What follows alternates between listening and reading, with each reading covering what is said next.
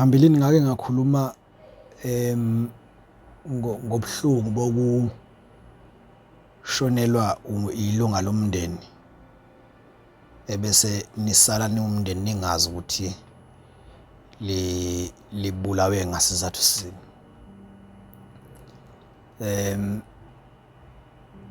Kubuhlungu kakhulu-ke lokho ngoba ngisho emndenini nje makushona umuntu oyilunga lenu noma ningasazi isizathu sokuthi kungani ilunga lomndeni wenu libulewe, kodwa kuba buhlungu kakhulu uma aniyitholi i-closure. Ukulapheka nigcina ningakutholi, ukulapheka nje emoyeni nigcina ningakutholi kahle. Ngibe buhlungu nje ngithintwa umndeni wasoPhongolo laphaya endaweni yasoPhondwane, ngensizwa yawo yakwaGumbi ebihlala laphaya ebifundisa eRandfontein High School lapha eGoli, ebihlala eMhlankenge. Ngike ngalibhala lolu daba safaka ney'thombe zawo lensizwa ibibuye icule lapha ku-TikTok nje bebeyazi ngozinzi. Bathi lensizwa ngomhla ka-14 ngesonto kulo nyaka, ngikhuluma ngento yakulo nyaka, ngomhla ka-14 ngesonto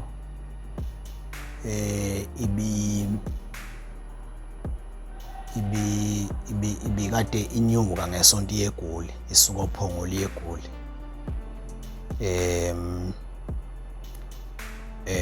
Okuthe uma Mxolisi Gumbi okuthe kushuthi inyuke ngesonto lomhla ka-14 kwase kuthi ngomhla ka-15 ngoMsombuluko yavuka yaya esikoleni la isebenza khona efundisa khona eRandfontein. Kwase kuthi ngoLwesibili ngoMsombuluko yaya esikoleni yabuya ntambama, ngoLwesibili yavuka futhi yaya esikoleni yabuya ntambama. Kwase kuthi ngoLwesibili mayibuya ntambama isemotweni nje yayo lapha ezansi, kushuthi lapha ngasegeyithini kwavele kwaqhamuka abantu,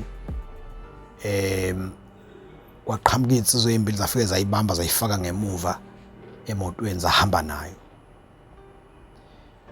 Kushuthi kubona omakhelwane, yabona-ke noma nibona ningomakhelwane ngoba nisuke ningazi ukuthi kwenzakalani, uthi umqondo ubuya sebehambile abantu. So bahamba nayo-ke lensizwa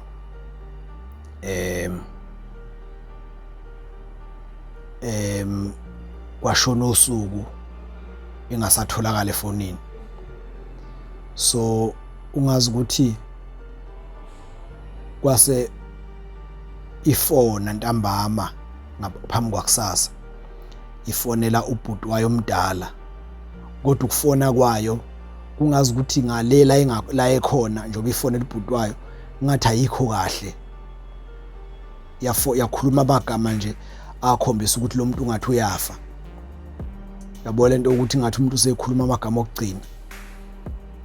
So yakhuluma lawo magama wayeseyalivala ucingo, mayithi uyafona umfowabo usefonela le number lokuthi ayisangeni, mayithi ufonela le number lokuthi ayisangeni. Mayitshela umndeni bese unyuka umndeni uyombheka, kwasuka ezinye insizwa nje ezikhona eGoli zayombheka lo mfo endlini yakhe, kwathola lithi akekho. Na izolo bengabuyanga, namhlanje bengabuyanga.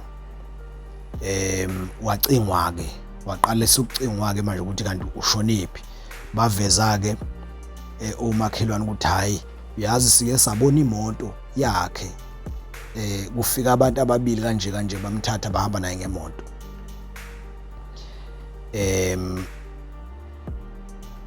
Kuthe emva kwalapho abakhona emndenini base bebona kwenye igroup yaseGoli kaFacebook, babona kubhaliwe ukuthi kunemoto enepholo elimhlophe la ngase Snake Park, inomuntu phakathi, ushonile lo muntu phakathi, udutshuliwe.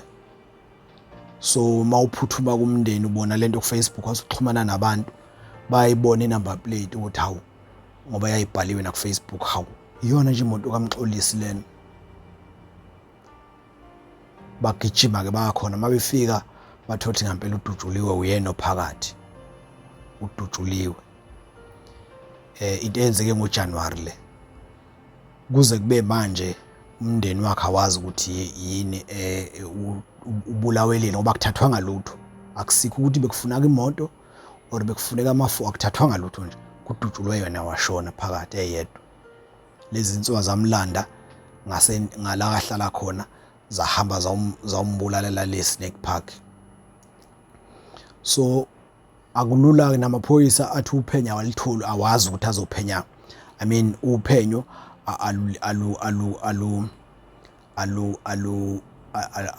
alubaniki lead ukuthi bazocenga ini, yabona. So it's very painful, and from the look of things akulula ukuthi ngoba kuthathwanga lutho, akukho cellphone ezolandelwa, akuthathwanga lutho nje, anikwazi nokulandela. So it's very painful ukufa kumuntu enisukeni ngalensizwa ibisencane, ibibhizi yenza honors yayo. 27 years of age ubebhizi enza honors efundisa ngala, ubebuyenza music ngoba ngisho nale gang yenkabination kaBig Zulu ubeke wayifeatureisha kwezinye zeingoma zakhe, ikakhulukazi uMduduzi Ncube. So washona ke kanjalo kuze kube sike salibhala nalo udaba lwakhe ku Facebook, safaka nezithombe mhlambe seyitshenti bakhona bazoqhamuka bethi hayi ngoba enye into engeke ngiyikhulume ileyo ukuthi uma emndenini kufika umbiko ukuthi usibani seshonile, kwesinye isikhathi kuyenzeka uthola ukuthi lo muntu umndeni wazi ukuthi uright, uyaphila, akafanelwanga ukufa, kanti khona into ayenzayo yedwa singayazi ezomndeni, and then ukushona kwakhe bese kuqhamuka as a shock. So sisuke sibhalela nezinto ezinjalo ngoba uma silibhala udaba bakhona abavelayo besho ukuthi hey lensizwa eyinayo bisibaqedile abantu or ibiyenza ukuthi, but le yakwaGumbi ibinsizwa nje ibibhizi ngomculo, ibifundisa bese ukuthi mayingafundisi ingekho esikoleni ibe bhizi nomculo wayo, bese encane kakhulu. So siyacela ukuthi umphefumulo wayo ulale ngokuthula, sengathi umndeni ungalithola iclosure, angazi ukuthi kanjani. Siphinde sathola olunye udaba lwensizwa yase Bergville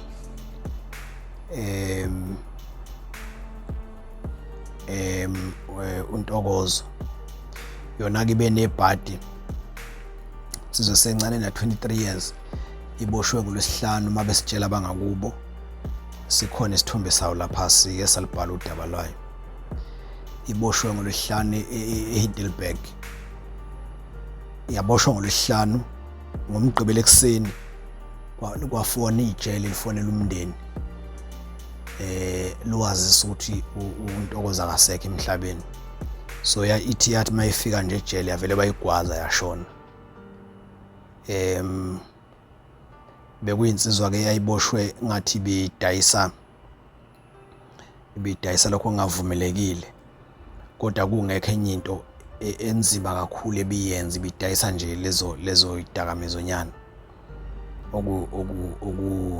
okuyinsangu nani, kodwa nje ithe yafika ejele bavele bayigwaza yashona. Kuyibhadi ke leli, ngakhuluma ngalento ukuthi ejele kuyenzeka ukuthi kade ufika nje ngalelo langa, ufike kanti ijele liyaphenduka, uthi uyafika nje vele ugwazwe uvele ushona, ungakazi ubone lutho, ungakazi uzwe noma kunzima noma kulula, uthi uyafika nje mhlawumbe ulale kanye ekseni uyavuka zikugwaza iboshwa. Kwesinye isikhathi ufika ngalelo langa mhlawumbe ufike ngo-11-12 emini, 1-2-3 yakhala insimbi yokuyophakwa, kuthi kuyophakwa ama 28 azophakama vele bekugwaza ushona phele ngawe, kanti ufika nje ejele. Iyenzeka leyo nto kaningi ngoba igebengu lezi suke maseyigwaza ayikhethi ukuthi uyafika, kade wafika, as long as nje siqondane inombolo iqondane na ukuthi kufanele ugwaze ubulawa, uyagwaza uyashona.